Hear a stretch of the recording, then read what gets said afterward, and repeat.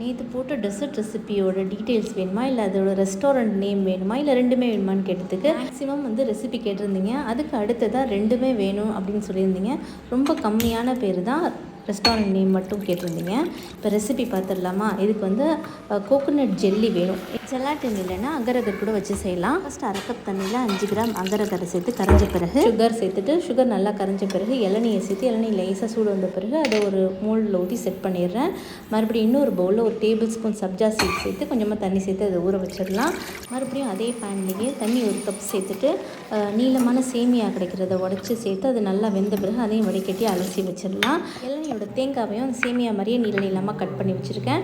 இப்போ ஜெல்லியும் நல்லா செட் ஆகிடுச்சு. இதையும் சின்ன சின்னதாக கட் பண்ணிவிட்டு அப்படியே சைடில் வச்சிடலாம். சப்ஜா சீட்ஸும் நல்லா ஊறிடுச்சு, இதுவும் இருக்கட்டும். லாஸ்ட்டாக இப்போ அரேஞ்ச் பண்ணிட வேண்டியது தான். நம்ம வீட்டில் செஞ்சோம்னா நம்மளுக்கு என்ன தெரியுமா, நம்மளுக்கு எது பிடிக்குமோ அது நிறையா போட்டுக்கலாம். இது அவ்வளோவா நம்மளுக்கு இன்ட்ரெஸ்ட் இல்லை, அது கம்மியாக போட்டுக்கலாம். எனக்கு ஜெல்லி நிறையா பிடிக்குங்கிறதுனால நல்லா ஜெல்லியை நிறையா சேர்த்துட்டு அதுக்கப்புறம் சேமியா, அதுக்கப்புறம் சப்ஜா சீட், அதுக்கப்புறம் அந்த இளநியோட தேங்காய், அதுக்கப்புறம் வெண்ணிலா ஐஸ்கிரீம், மறுபடியும் கொஞ்சம் இளநியோட தேங்காய், இதே மாதிரி இன்னொரு லேயரும் நான் செட் பண்ணியிருக்கேன். பார்க்குறதுக்கு அப்படியே பனி மழை மாதிரி இருக்குல்ல, டேஸ்ட்டும் அப்படி இருக்கும். நானே சொன்னால் எப்படி, நீங்கள் ட்ரை பண்ணி பாருங்கள். ட்ரை பண்ணி பார்த்துட்டு எப்படி இருந்துச்சுன்னு மறக்காமல் எனக்கு கமெண்ட் பண்ணுங்கள். அப்புறம் எந்த ரெஸ்டாரண்ட்டுன்னு கேட்டிருந்தீங்கல்ல, தெரிஞ்சுக்கணுன்னா ஸ்டோரியை செக் பண்ணிவிட்டு நம்ம சேனல்லையும் அப்படியே ஃபாலோ பண்ணிக்கோங்க. இதே மாதிரி நிறைய ரெசிபி